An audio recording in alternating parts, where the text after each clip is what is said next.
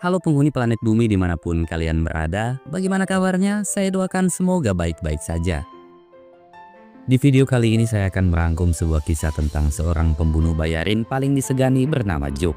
Namun akibat suatu kesalahan, Joe akhirnya menjadi target para pembunuh bayarin terbaik di dunia. Seperti apakah kelanjutan kisahnya? Namun sebelum kita lanjut, bagi kalian yang suka dengan channel ini, jangan lupa like, subscribe, dan aktifkan juga lonceng notifikasinya. Tanpa banyak basa-basi, siapkan segelas kopi and let's play the movie.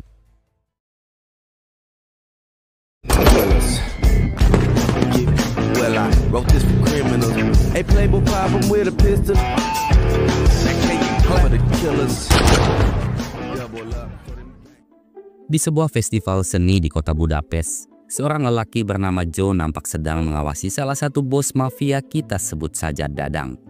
Entah apa yang sedang Joe rencanakan dan siapakah si Joe ini, namun yang pasti dia bukanlah bandar judi online. Saat festival baru saja dimulai, Joe tiba-tiba menyelinap masuk ke ruangan VIP.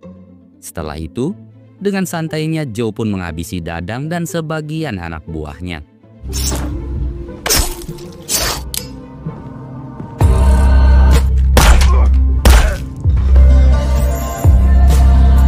Дай мне еще 10 секунд, пожалуйста. I can't. Ternyata si Joe ini adalah salah satu pembunuh bayarin yang sangat ditakuti. Setelah berhasil menghabisi Dadang, pandangan Joe sempat teralihkan pada kecantikan seorang penari wanita yang sedang tampil di sana. Namun sebagai pembunuh bayarin profesional, Joe tentunya harus mengutamakan misi ketimbang nafsu birahi.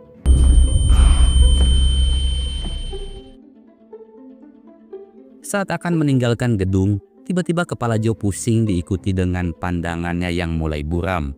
Sedangkan di sisi lain, melihat bosnya yang sudah tua kaya, salah satu anak buah Dadang yang emosi lantas terlibat baku tembak dengan pihak keamanan gedung. Sontak suasana pun menjadi sangat kacau. Akibat saling berdesakan, sang penari yang sebelumnya bertatapan dengan Joe akhirnya terjatuh dan terinjak oleh para pengunjung yang sedang dilanda kepanikan. Untung saja, Joe pun datang menyelamatkannya.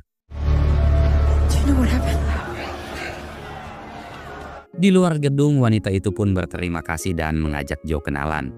Namun, belum juga sempat kenalan, Joe kembali mengalami pusing di kepalanya. Dan saat wanita itu hendak meminta pertolongan, Joe tiba-tiba menghilang, entah kemana.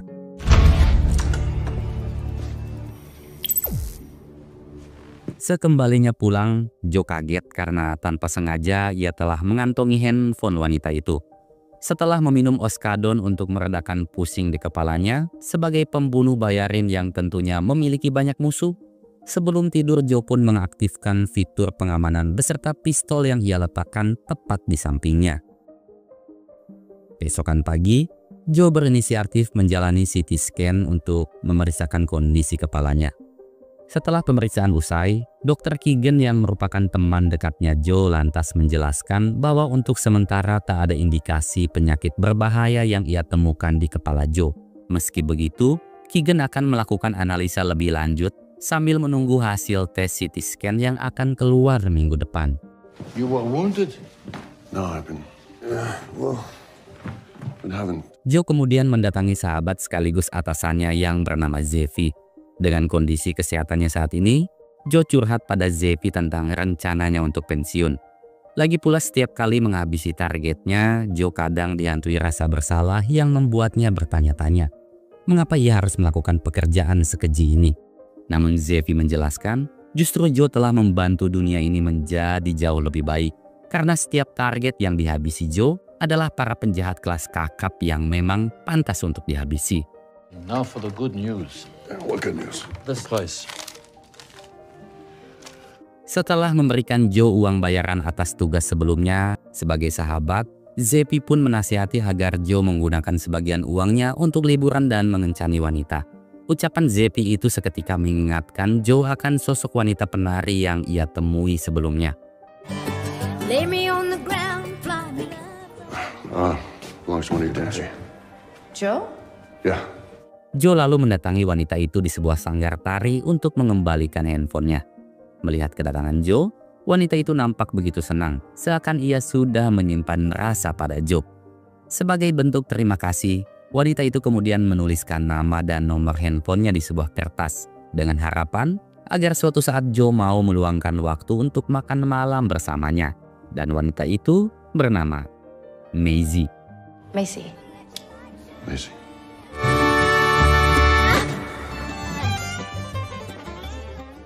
Sebenarnya Joe sempat membuang kertas yang diberikan Maisie ke dalam tong sampah. Namun saat mengingat pesona kecantikan Maisie yang begitu aduhai, Joe pun akhirnya kembali memungut kertas itu.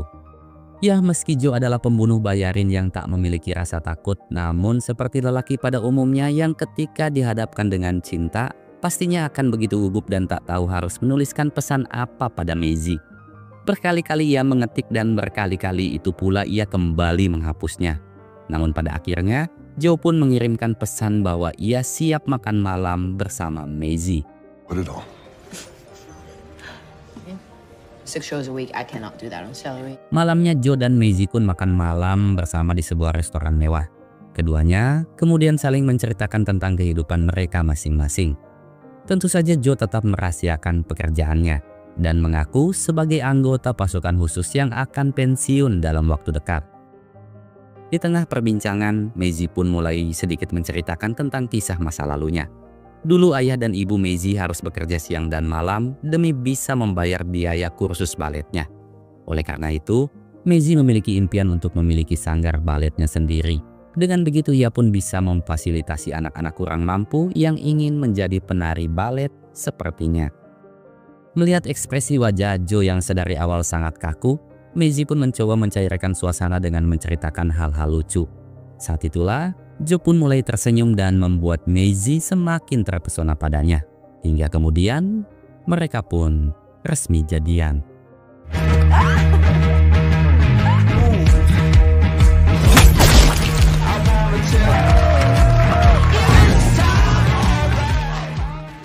Di tengah kesibukan Joe menghabisi target-targetnya di berbagai negara, Joe selalu bisa meluangkan waktunya untuk Maisie. Seperti menemani Maisie saat berlatih balet, makan malam romantis, dan juga main pacuan kuda di balik hangatnya selimut. Singkat waktu, Joe menceritakan pada Zepi tentang hubungannya dengan Maisie. Demi Maisie, Joe juga sudah membulatkan tekad untuk pensiun dari pekerjaannya. Ya, meski sangat kecewa, namun sebagai sahabat, tentunya JB akan selalu mendukung setiap keputusan Joe. Karena dalam waktu dekat Maisie akan mengadakan pesta ulang tahunnya Joe pun mengundang Zepi dan istrinya yaitu Sharon untuk datang ke pesta itu. Namun Joe memohon agar Zepi tetap merahasiakan pekerjaannya. Well, Maisie wants to have a birthday dinner for me, and I told her I'd invite friends. Be delighted. All right, thank you. Seminggu kemudian, Zepi dan Sharon pun datang ke pesta ulang tahunnya Joe. Sharon lalu memberitahu Maisie bahwa ia dan Joe telah saling mengenal 20 tahun lamanya. Sepengetahuan Sharon, Joe adalah lelaki yang sangat tertutup dan tak pernah sekalipun mengencani wanita. Sehingga Sharon yakin pastinya Joe sangat tulus mencintai Maisie. Ketika Zepi, Sharon, dan Maisie asik berbincang, Joe yang sedang di toilet lagi-lagi mengalami pusing di kepalanya. Seperti biasa, Joe pun meminum oskadon. Dan saat kondisinya sudah baikan, Joe lantas kembali mendatangi Maisie. I'll show you later. Okay, with you. Yes? We give up? Zepi lalu mengajak Joe berbincang empat mata. Zepi kemudian menasihati Joe untuk membangun sebuah hubungan. Pastinya harus dilandaskan kesetiaan dan juga kejujuran. Jika memang Joe ingin serius dengan Maisie, maka Joe seharusnya jujur tentang pekerjaannya. Setiap wanita itu sangat menghargai sebuah kejujuran. Dan bila Maisie mengetahuinya belakangan, maka bisa dipastikan kepercayaan dan cinta yang telah Joe bangun selama ini akan lenyap begitu saja.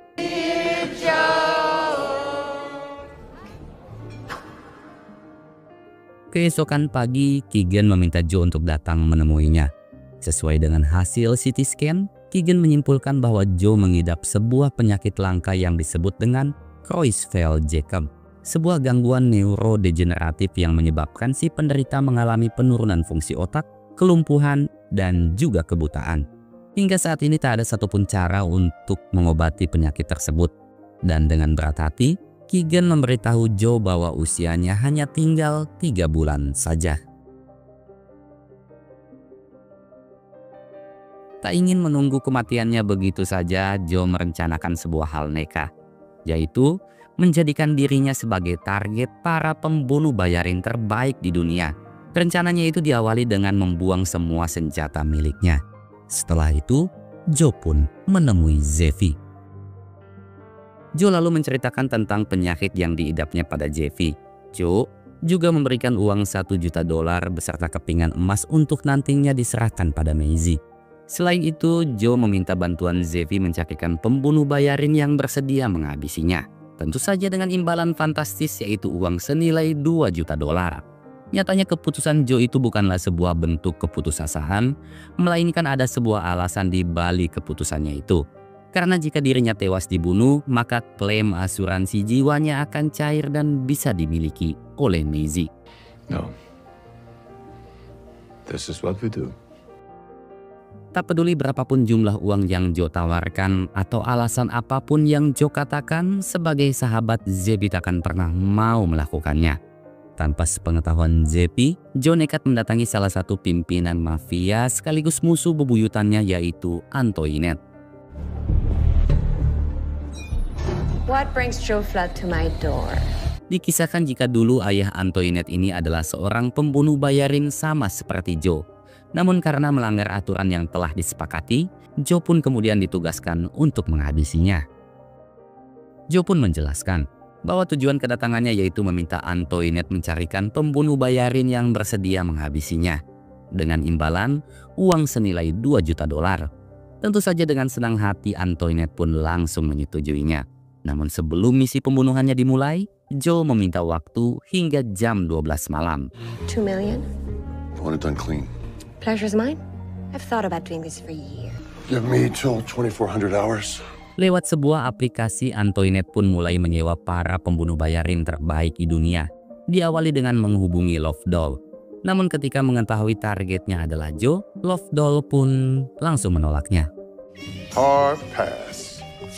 You with a side of spicy Hungarian. Menyadari jika Joe sangat sulit dihabisi, Antoinette lalu memesan 2 kelompok pembunuh bayarin sekaligus, yaitu Goyang Gang dan juga Lengges Bros.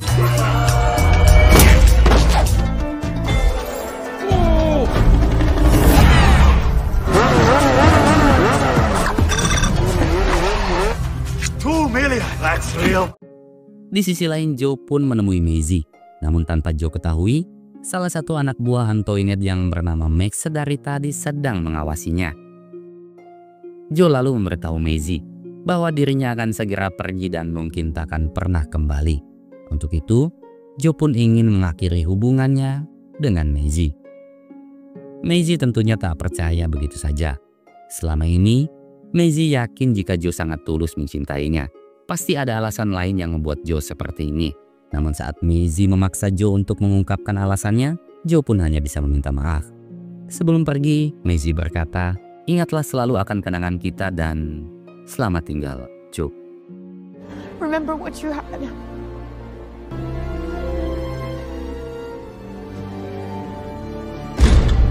Sekembali ke kediamannya, Joe mengirimkan voice note untuk Maisie. Dalam voice note itu, Joe berkata, "Saat kau menerima voice note ini, aku pastinya sudah mati. Maisie, aku hanya ingin jujur bahwa aku mengidap sebuah penyakit langka dan umurku hanya tinggal 3 bulan saja. Satu hal lagi yang harus kau tahu, bahwa hanya kaulah tujuan hidupku."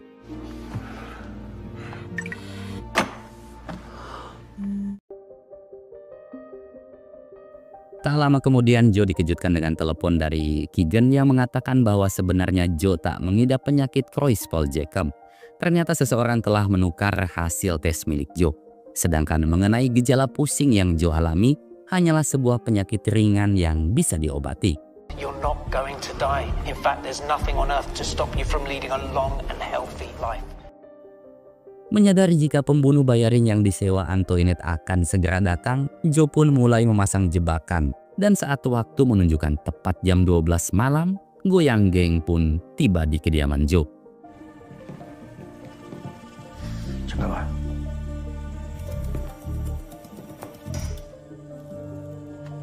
Frodo! Go young. Joe sempat memberitahu Goyang Gang bahwa ini hanyalah sebuah kekeliruan dan ingin membatalkan kontraknya dengan Antoinette. Namun sesuai dengan kesepakatan, Joe tak bisa membatalkan kontraknya begitu saja. Hingga kemudian aksi pembantaian pun terjadi.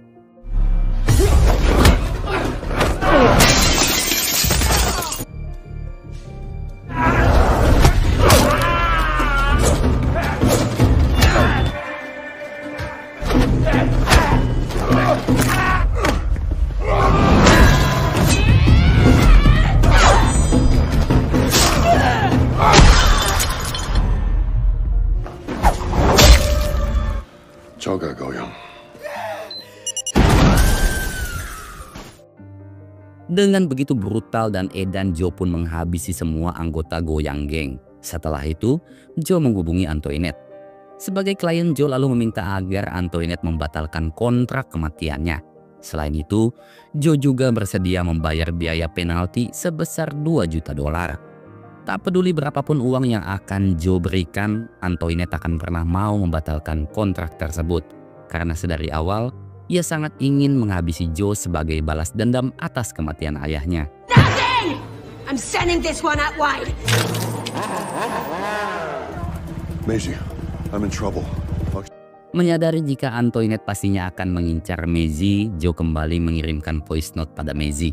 Joe meminta Maisie untuk pergi sejauh mungkin. Namun di tengah perbincangan, dua kakak beradik Lengges Bros pun datang.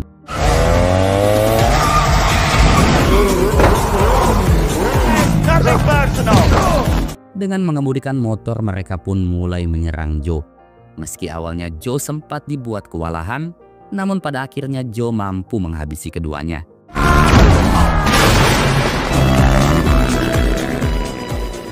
Mengetahui jika dua pembunuh bayarin telah tewas di tangan Joe, Antoinette begitu kesal dan langsung menyewa 4 kelompok pembunuh bayarin. Bahkan dia juga menaikkan bayarannya menjadi 2 kali lipat. Dengan bayaran yang begitu fantastis, Lockdoll yang awalnya enggan menghadapi Joe akhirnya menerima tawaran Antoinette. Kemudian ada Mackenzie bersaudara. Mereka juga sebenarnya sangat mengagumi kehebatan Joe. Namun ketika melihat jumlah tawaran yang sangat fantastis, mereka pun langsung menyetujuinya. $4 million! Lalu ada si gadis pesta yang seksoi dan aduhai, yaitu Ginny dan Tonya. Dan yang terakhir adalah Botas.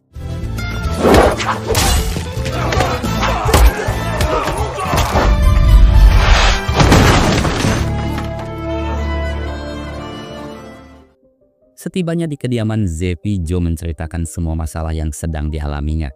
Joe lalu bertanya, apakah ada cara untuk bisa membatalkan kontraknya? Karena jika menghabisi Antoinette, Joe hanya akan melanggar kode etik yang telah lama disepakati semua pembunuh bayarin. Zepi lalu berkata, satu-satunya cara untuk bisa menghapus kontraknya Joe, yaitu dengan menghabisi semua pembunuh bayarin yang telah disewa oleh Antoinette. Hal itu terdengar sedikit mustahil, namun tidak bagi Zepi yang dulunya merupakan seorang legenda pembunuh bayarin. Sambil memberikan sejumlah alat peledah, Zepi mulai menjelaskan tentang rencananya. Pertama-tama Joe akan pergi ke kastil kosong miliknya dan memasang jebakan berupa alat peledah. Setelah itu, Joe tinggal memancing semua pembunuh bayarin dan menghabisi mereka semua di sana.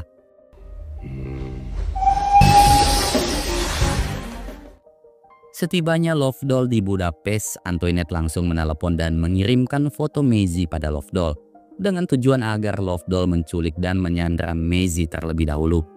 Antoinette juga meminta Lovedoll menjaga dan membimbing sepupunya yang baru saja berkecimpung di dunia pembunuh bayarin, dan sepupunya itu bernama Manny. Doll, like Korean demon. Take my shit and get in the fucking car. Di kediaman Zepi, Seren yang mengetahui tentang keluhan sakit kepalanya Joe tiba-tiba berinisiatif untuk memijat kepalanya Joe. Dan secara ajaib, sakit kepala Joe pun hilang seketika. Ternyata sakit kepala yang selama ini dialami Joe diakibatkan oleh bagian sarafnya yang terjepit. Setelah membuka dan mengetahui isi voice note dari Joe, Maisie pun bergegas pulang dan mulai mengemasi semua barangnya. Namun tanpa Maisie sadari, ternyata Lovedoll dan Manny telah menunggunya. Hingga pada akhirnya Lovedoll dan Manny pun berhasil menculik Maisie.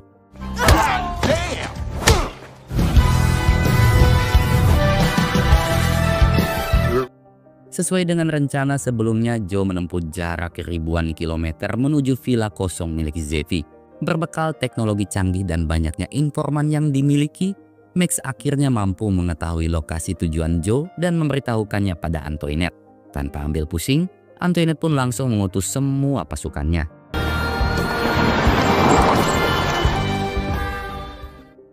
Langkah yang diambil Antoinette itu tentu saja sesuai dengan apa yang telah Joe dan Zevi rencanakan.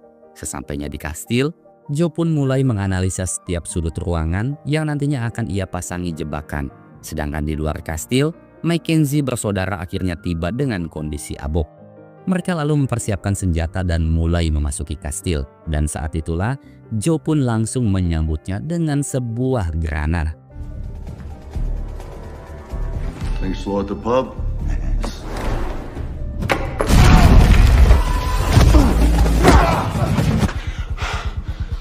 Awalnya Mackenzie bersaudara mampu membuat Joe begitu kewalahan.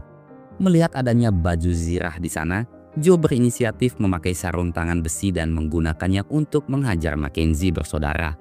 Dan saat keduanya lengah, Joe pun menarik tali jebakan yang telah ia siapkan sebelumnya.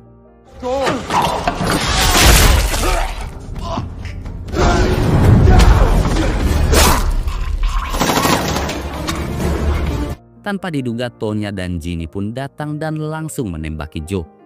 Joe kemudian memancing keduanya ke sebuah ruangan yang dipenuhi dengan jebakan. Hingga pada akhirnya, Tonya pun menginjak jebakan yang telah ia pasang sebelumnya. Alhasil Tonya dan Ginny pun tewas mengenaskan.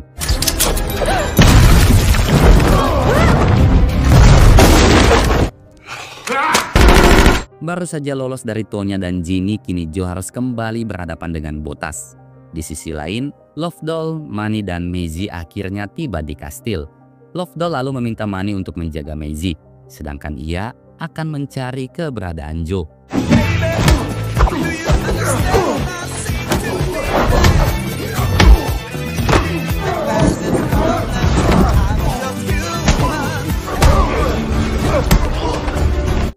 Kembali pada Joe dan Botas. Setelah duel tangan kosong yang begitu sengit, kini mereka melanjutkan dengan duel menggunakan pedang. Namun saat terpojok, Botas mengambil senjata dan mulai menembaki Joe.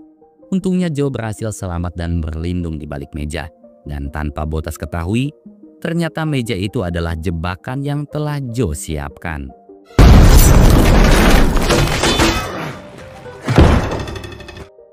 Tak lama kemudian Lovedoll menelepon Joe. Lovedoll lalu menawari sebuah kesepakatan, di mana ia akan membebaskan Maisie asalkan Joe mau menyerahkan nyawanya. Hingga di tengah perbincangan, Lovedoll dikejutkan dengan kedatangan Max beserta pasukannya. Plan showed us an entrance down this way.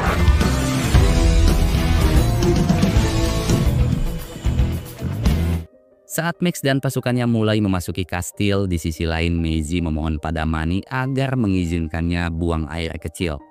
Dengan polosnya Manny malah mengizinkannya. Dan saat Manny lengah, Maisie langsung menghajar Manny dengan sebatang kayu.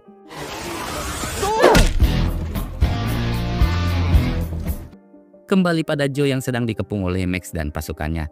Dengan berbekal strategi penyergapan dan juga jebakan yang telah dipasang, Joe berhasil menghabisi sebagian pasukan Max. Joe kemudian menemui Lovedoll. Sesuai dengan kesepakatan, Joe meminta Lovedoll membawakan Maisie ke hadapannya. Dan saat Lovedoll menelepon Manny, tiba-tiba sebuah mobil melaju kencang dan menabrak Lovedoll dari belakang.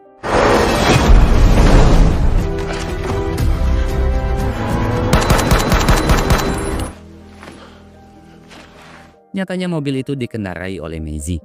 Di tengah perjalanan, Maisie meminta Joe jujur tentang pekerjaannya. Joe pun mengakui bahwa ia memanglah seorang pembunuh bayarin. Meski begitu, Joe tak pernah sekalipun menghabisi warga tak berdosa, melainkan targetnya hanyalah para penjahat kelas kakak. Lagi pula, kini ia telah memutuskan untuk pensiun. Mendengar pengakuan Joe, Maisie pun akhirnya bisa sedikit lega. Maisie lalu memberitahu Joe bahwa saat ini ia sedang mengandung anaknya Joe. Tentunya Joe begitu senang. Namun di tengah perbincangan, entah mengapa Maisie tiba-tiba pingsan.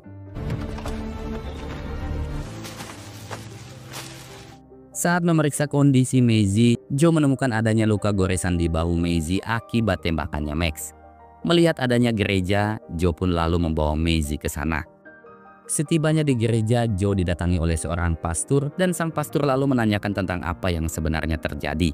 Namun belum sempat Joe menjawab, Joe tiba-tiba dikejutkan dengan Maisie yang kembali siuman. Marry me. Be my wife. Yeah. Bukannya bergegas pergi dari sana, Joe di situ malah melamar Maisie dan meminta sang pastor untuk menikahkannya. Awalnya sang pastor menolak, karena sesuai dengan aturan, Joe dan Maisie harus memiliki lisensi nikah terlebih dahulu. Joe lalu memohon sekaligus menjelaskan bahwa dirinya kini menjadi target para pembunuh bayaring dan kemungkinan ia tak akan bisa selamat. Satu hal lagi, saat ini Maisie juga sedang mengandung anaknya. Mengetahui hal itu, akhirnya sang pastor pun bersedia menikahkannya. Setelah membacakan beberapa potongan ayat, sang pastor kemudian meminta Joe memasangkan cincin di jari manisnya Maisie. Karena dadakan, Joe pun menggantinya dengan memasangkan cincin tuas granat. And to you, Maisie. Di tengah prosesi pernikahan, Lovedoll tiba-tiba datang dan langsung menembaki sang pastor. Diikuti dengan sebuah granat yang muncul tepat di hadapan Lovedoll. Ternyata itu adalah ulah Max dan pasukannya. Sedangkan sang pastor untungnya masih bisa diselamatkan. Strictly business. I don't know about you, Blood. Joe kemudian meminta Maisie menjaga sang pastor. Setelah itu, Joe bergegas menghadapi Lovedoll, Max, dan juga pasukannya.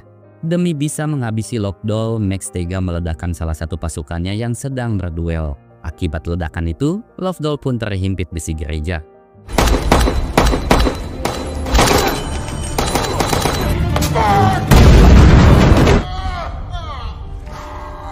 Saat Max hendak menghabisi Lovedoll, Max seakan merasakan ada bahaya yang sedang mengintai di belakangnya. Max lalu bergegas memalingkan badan. Dan benar saja, ada Joe yang sedang bersiap menghabisinya. Sialnya pistol di tangan Joe kehabisan amunisi. Namun di tengah kepasrahan, tiba-tiba... batok kepala Max pun akhirnya meledak ditembak oleh Maisie.